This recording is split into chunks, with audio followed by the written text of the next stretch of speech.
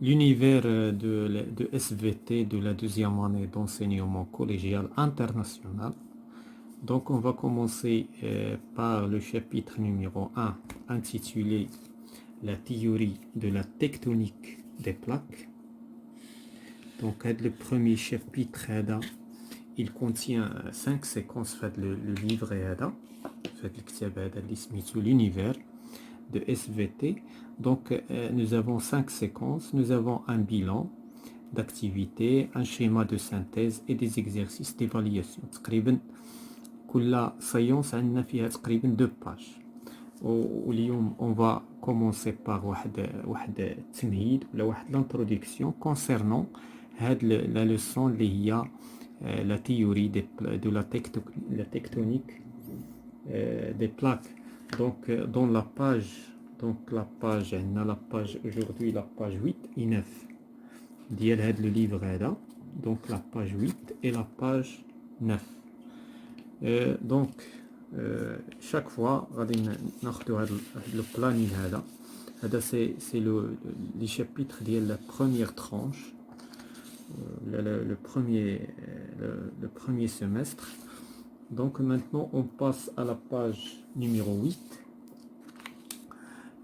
le chapitre numéro 1, la théorie de la tectonique des plaques, يعني نظرية تكتونية الصفائح. Donc avant de commencer de parler على هذا le chapitre هذا غادي نبداو بلي prérequis. شنو هما لي prérequis؟ يعني داكشي اللي المتعلم خصو يكون كيعرف في السنوات الماضيه قبل ما يبدا هذا لو شابيتر هذا اللي هو كينتمي لا جيولوجي. دونك شنو خص المتعلم يكون كيعرف؟ دونك هذا هو التعلمات السابقه. دونك parmi يعني التعلمات السابقه لي بريزاكي عندنا لي فينومين جيولوجيك اكسترن، يعني الظواهر. خص المتعلم يكون كيعرف الظواهر الجيولوجيه الخارجيه اللي هي كاين عندنا ليغوزيون يعني التآكل، ليغوزيون. عندنا ليغوزيون ثم لو ترانسبور، يعني ترانسبور يعني النقل ديال التربه وديال الرواسب، ترانسبور. ثم خص المتعلم يكون كيعرف لا سيديمونطاسيون، يعني ترسيب، سيديمونطاسيون.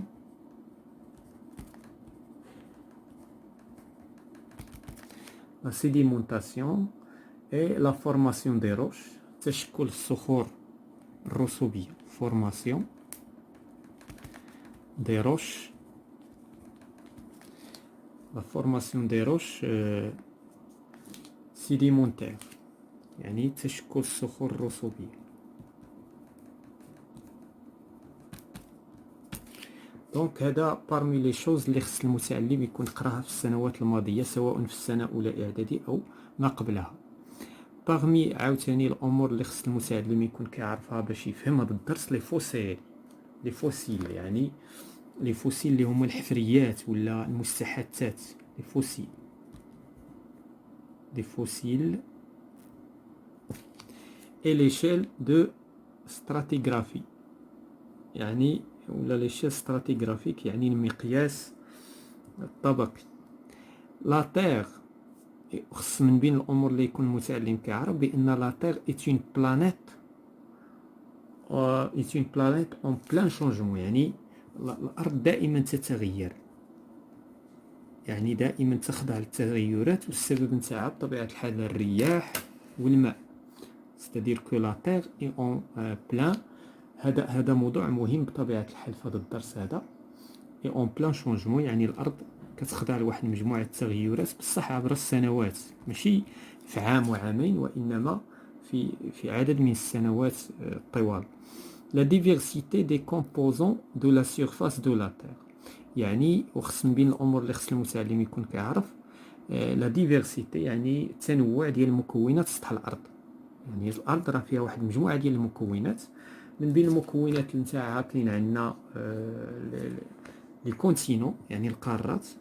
الأرض كتكون من القارات. من بين المكونات أيضا لي زوسيون اللي هما المحيطات. هذا يعني أن الأرض فيها اليابسة وفيها الماء. اليابسة اللي هي القارات، والماء اللي هو المحيطات والبحار. وأن الأرض فيها المحيط أكثر من لي كونتينون، يعني تقريبا 70% ماء والصيون، وواحد 30% ديال لي كونتينون ديال القارات. من بين الأمور اللي كتكون منها الأرض عندنا لاتموسفير، الغلاف الجوي. atmosphère. Parmi les composants أيضا عندنا les chaînes de montagne، يعني السلاسل الجبلية. هادو العناصر الكبرى. دابا هادو العناصر الكبرى اللي كتكون منها الأرض، les chaînes de montagne.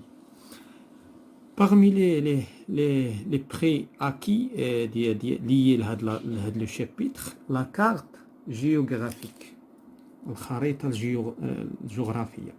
لا كارت، خص المتعلم يكون كيعرف الخريطة الجغرافية ديال الكرة الأرضية.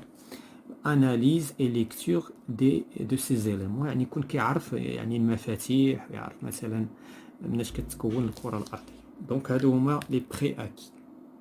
دونك فوالا تو سكي كونسيرن هاد لي بري اكي. دابا اون فا بارلي ديال لو شابيتر ديالنا. دونك هادي سني غيان كون une introduction, يعني واحد التمهيد les séquences qu'on va voir dans les séances prochaines. Donc on va commencer par l'image هذه. l'image, qu'est-ce qu'on voit في l'image كنشوفوا ça c'est la planète de la Terre.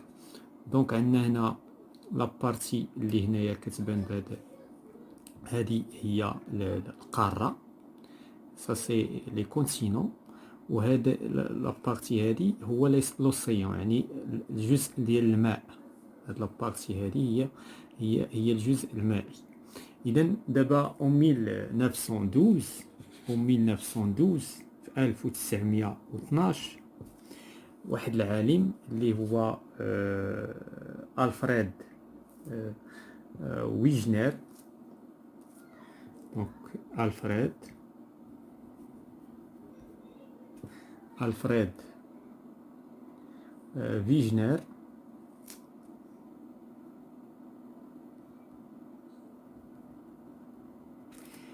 بروبوزي سا تيوري. يعني هاد العالم هذا اقترح واحد لا تيوري، واحد النظرية، يعني غير نظرية هكا بدا كيفكر، وحط واحد النظرية سور لا هذا سور لا ديريف دي كونتينو، على زحزحة القارات. سور لا ديريف دي كونتينو. دابا حنا اتفقنا بان هادو هما لي كونتينو، هاد لابارتي هادو هما لي كونتينو. هنا هو اقترح بان هاد لي كونتينو، هاد القارات هادو يعني بداو كيتباعدوا، ولكن هاد الشيء يعني واحد المدة زمنية كبيرة. qui postule que tous les continents constituent jadis un seul bloc appelé la Pangée. يعني هو يعني افترض بأن هاد لي كونتينون دابا اللي حنايا كنعيشوا فيهم دابا، القارة الآسيوية والقارة الإفريقية والقارة الأمريكية. هادشي علاش قلنا خص لاكارت جيوغرافيك تكون معروفة. لاكارت جيوغرافيك هاد القارات الخمس اللي كنعيشوا فيهم، ولا زائد القطب المتجمد، هاد القارات دابا متباعدين. هو شنو كيقول هذا العالم؟ كيقول بان هاد القارات كانوا بلوك واحد، كانوا متلاحمين، كانوا عبارة عن يابسة وحدة، يعني ما كانوش هكا متباعدين كما هما حاليا. وهاد التلاحم نتاعهم جمعهم في واحد اليابسة سماها لا بونجي. دونك سي كوا لا بونجي؟ لا بونجي هي القارات عندما كانت ملتحمة سابقا. إذن هذه هي النظرية نتاع هذا العالم هذا، لأن 1912 راه كانوا القارات خمسة، وكان يعني كانوا متباعدين، ولكن هو يعني إلى بوستولي هاد لا تيوري ديالو يعني واحد المدة ما قبل 2000 سنة ولا 200 ولا 200 مليون سنة، انفيرون 200 مليون سنة، قبل 200 مليون سنة. هذا الشيء غادي نشوفوه. دونك هنا شنو كيقول هذا العالم؟ لابونجي se serait séparé en deux. يعني في البداية نتاعها هاد لابونجي كانت يعني كانت كتقسم لجوج ديال لي بارتي هما هادو. عندنا هادي لا بروميير بارتي اللي هي لوراسيا، وعندنا لا دوزيام بارتي اللي هي غوندوانا. في البداية نتاع هاد لابونجي بدات التباعد بين هاد جوج ديال القارات، وشكلوا لينا جوج ديال اليابسات وتسيبارا بيناتهم، وجا بيناتهم بيان سور البحر. دونك اون دو سوبر كونتينو، سماهم لي سوبر كونتينو، يعني جوج قارات كبار اللي هما غوندوانا هي هادي. اذا حنايا القاره الافريقيه ديالنا كانت كتنتمي لغوندوانا سابقا، غوندوانا، والاخرى لوراسيا.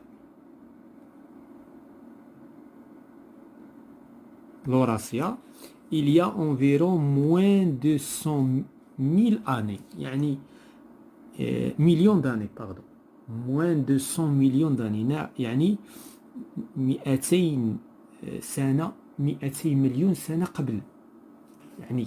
يعني نرجعوا اللور 200 مليون سنة. راه ماشي شي حاجة اللي قريبة، راه بعيدة جدا جدا. هذا الشيء يعني أن هذا التقارب نتاع هذا التباعد عفوا ديال هاد جوج قارات يعني كان غير سنتيمتر، يعني سنتيمتر في العام مثلا، سنتيمتر في العام، حتى كاع 10 سنتيمتر راه ماشي بزاف، ولكن حنا ما نشعروش بهذا الشيء لان هذا الشيء يعني صغير بارابور البحر. البحر راه سي دي كيلومتر، وانت فاش كتزيد سنتيمتر راه ما غاديش تحس به، ولكن فاش كيوقع ديك الشيء على طول السنوات هذا الشيء كيبان مع مرور الزمان. اذا لو غوندوانا ايتي فورمي باغ، اذا هاد لو غوندوانا هادي شكون هما مناش كانت كتكون سابقا؟ اذا الي فورمي دو لامريك دو سيد، يعني امريكا الجنوبيه كانت كتكون من لامريك دو سود،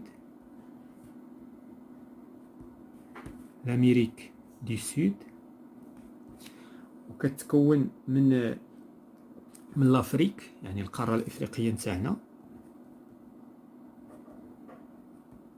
افريك، وكانت كتكون من لاند، يعني الهند،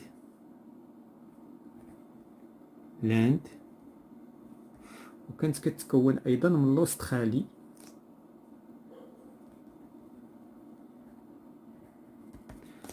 وكانت كتكون من لونتارسيك حتى هذه لونتارسيك، يعني ما بقاتليش هنا المساحه غنكتبها هنا لونتارسيك.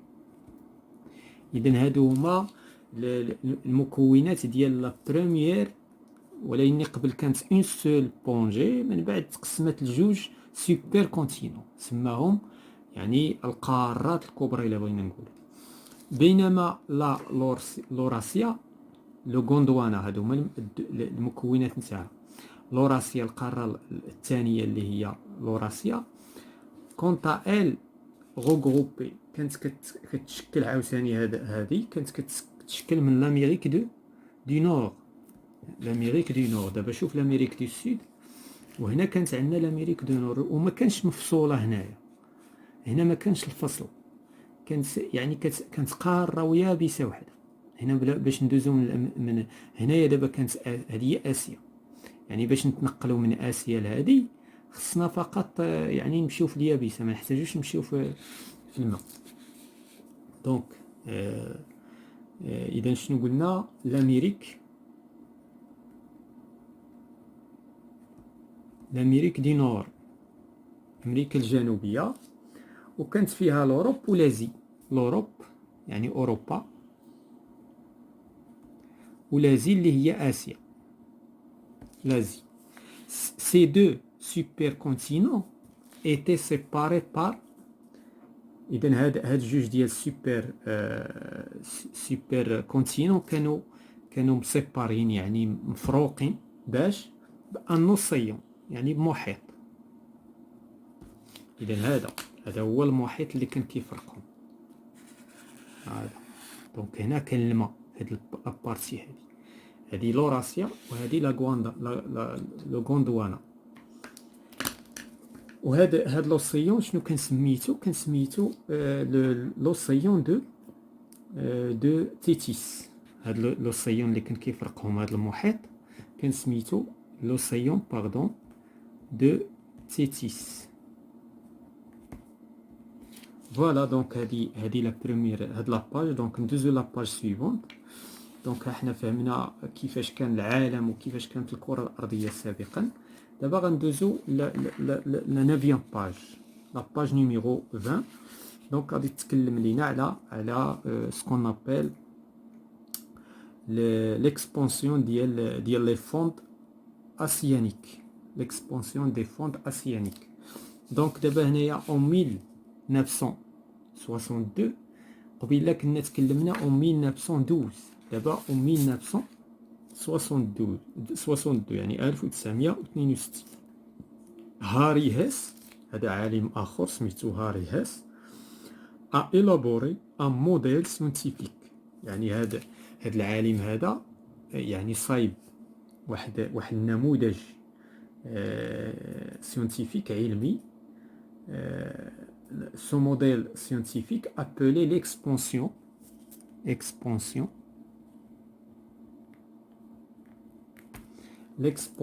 des fonds océaniques.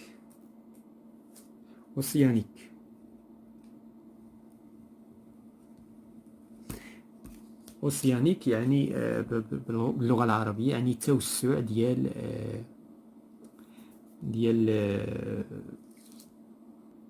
قعر المحيط ولا قعور المحيط ولا القاع ديال المحيط. دابا هو المحيط الأطلسي، هذا هو الأوسيون أطلنطيك. بحال هاد الأوسيون أطلنطيك يعني شاك فوا كيتزاد بواحد يعني كيخرج من هنا البركان وهذا البركان كيكون تحت البحر. وهذا الشيء غادي نشوفوه في حصص جايه. وكل ما كتخرج هنايا كتل بركانيه كيوقع واحد التوسع. كل مره كتجي واحد لاكوش، هاد لاكوش ثم من بعد منها كتجي اون اوتر كوش ثم وكيوقع زحزحات، كتوقع واحد الزحزحه ديال المحيط. ومن هنا كيتباعدوا، من هنا كيوقع التباعد ديال لي دو بلاك. اذا هذا الشيء غادي نشوفوه بالتفاصيل. دابا غير بغينا نهضروا اون غروسو مودو. دونك لافريك والامريك من قبل كانوا ملتحمين ومن بعد بداو كيتباعدوا شيئا فشيئا. وهذا كان من بين الاسباب هاد ليكسبونسيون ديال لي فون اوسيانيك يعني التوسع ديال قعر البحر. هذا كاين واحد في المحيط الاطلسي. اذا هذا هو اللي خلى القاره الامريكيه الجنوبيه كتبتعد على القاره الافريقيه اللي من قبل كانوا متقاربين بزاف. لاحظوا جيدا كيفاش كانوا ملتحمين كاع، كانوا ارض واحده وبداو كيتباعدوا بسبب ديال هاد ليكسبونسيون اللي غادي نسميوها ليكسبونسيون دي فون اوسيانيك.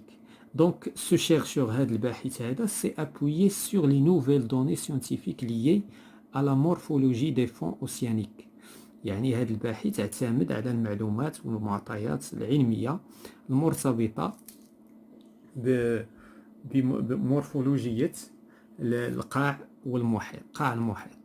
et à la répartition d'une chaîne. إذن هنا la répartition d'une chaîne volcan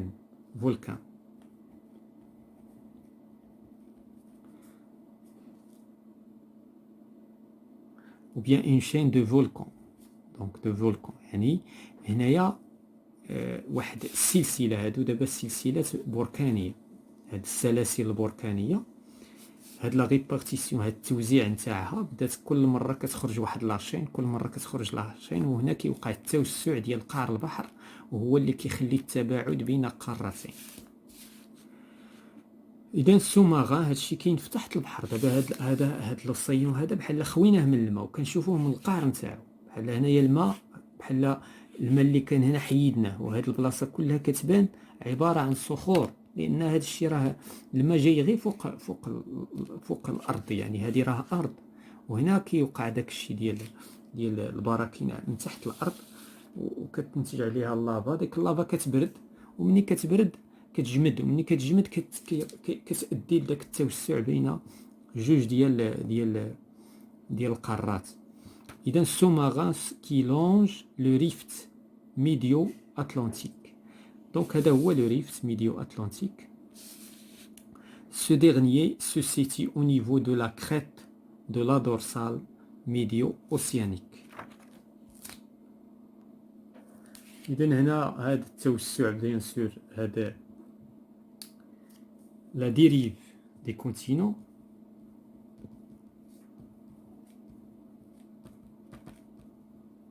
إذا زحزحات القارات شنو هي؟ هي ليكسبونسيون دي فون اوسيانيك، يعني التوسع ديال قعر المحيطات. هاد الشيء غادي ils vont aboutir par la suite l'élaboration d'une théorie plus globale. هاد الشيء غادي هاد زحزحة القارات اللي هضر عليها، اللي تكلم عليها ألفريد ويجنر، وهاد ليكسبونسيون دي فون اوسيانيك اللي تكلم عليها هيس هاري vont aboutir par la suite l'élaboration d'une théorie. هاد الشيء غادي يعطينا واحد النظرية يعني جلوبال عامة اللي سميتها بيان سور لا تيوري دو لا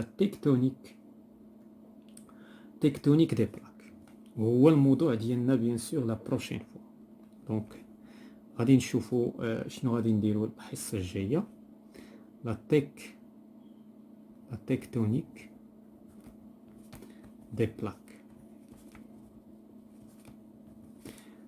دونك دابا لي كيستيون اللي غادي نحلو ولا اللي غادي نجاوبوا عليهم افتراضيين، اللي غادي نجاوبوا عليهم خلال الحصص الجايه.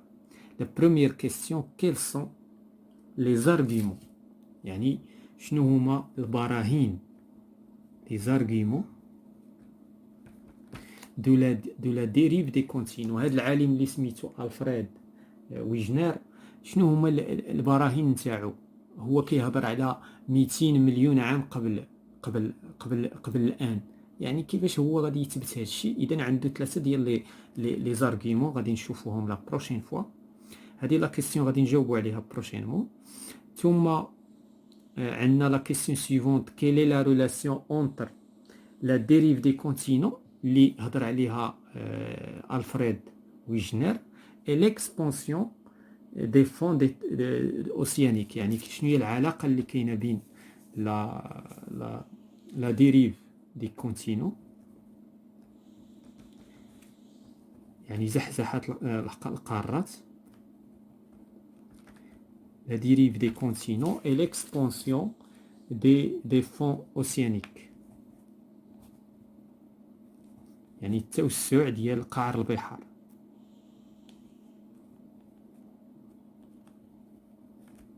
شنو هي العلاقة اللي كتربط بين هذا؟